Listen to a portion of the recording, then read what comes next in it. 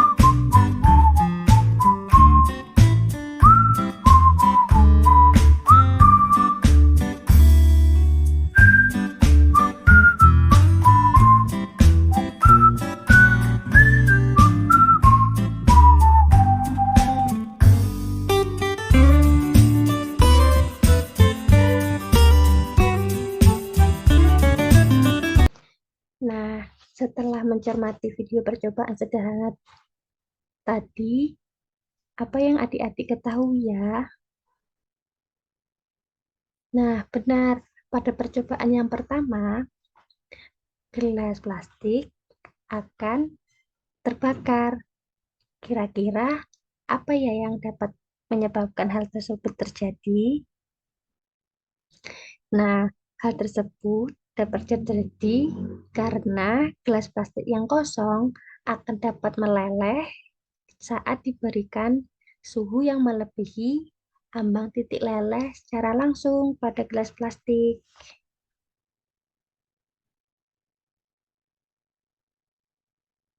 Nah, untuk percobaan yang berikutnya, kenapa pada percobaan yang kedua, gelas plastik tidak dapat terbakar saat diberi air? Nah, hal tersebut dikarenakan kalor ataupun panas yang berasal dari api lilin diserap oleh air yang ada di dalam gelas plastik. Dan lama-kelamaan, air yang ada di gelas plastik tersebut akan naik suhunya.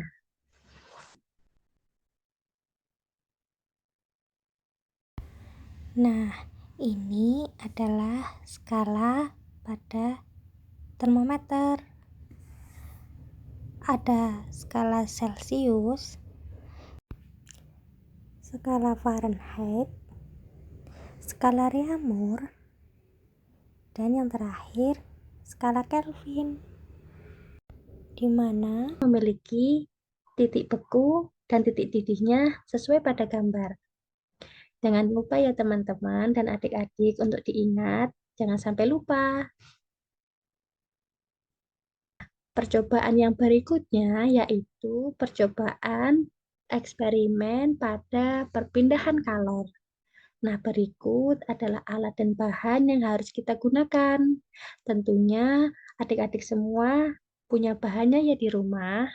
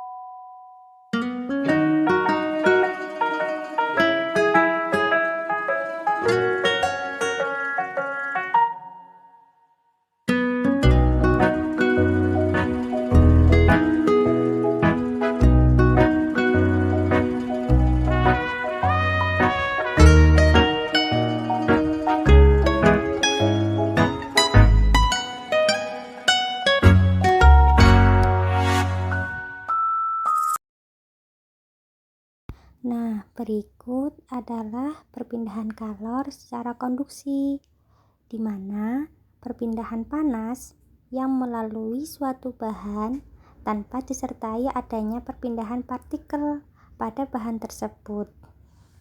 Nah, yang kedua ada perpindahan kalor secara konveksi, di mana perpindahan kalor dari satu bagian ke bagian yang lain secara bersamaan dengan gerak fisik dari partikel-partikel bendanya. Nah, yang ketiga ada perpindahan kalor secara radiasi, di mana perpindahan kalor yang tanpa zat perantara atau medium. Nah, percobaan yang terakhir yaitu percobaan pada pemoean. Di sini ada alat dan bahan yang harus kita siapkan ya adik-adik. 2 buah magicom, korek api, 2 buah botol kaca, dan balon. Kemudian cermati video percobaan berikut ini ya adik-adik.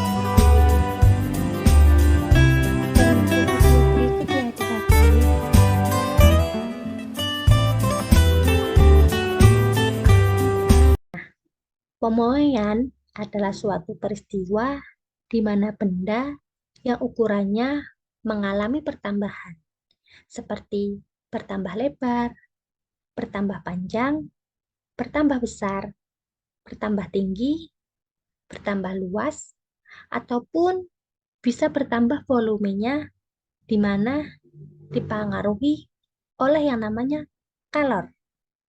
Nah, jenis pemoaian ini ada beberapa zat, yaitu ada zat padat, zat cair, dan zat gas. Nah, di sini untuk gambar yang adik-adik lihat nih pada layarnya, di sini ada seseorang yang memompa ban sepeda.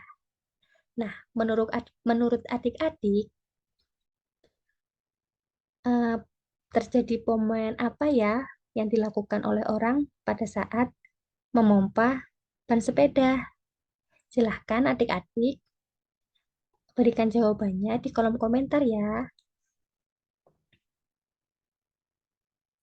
Dan thanks for watching. Semoga video ini dapat bermanfaat dan memberikan pengalaman untuk adik-adik semua ya. Dan adik-adik dapat melakukan percobaan sederhana tentang materi suhu, kalor, dan pemoaian di rumah masing-masing ya. Semoga sehat selalu. Sampai jumpa. Assalamualaikum warahmatullahi wabarakatuh.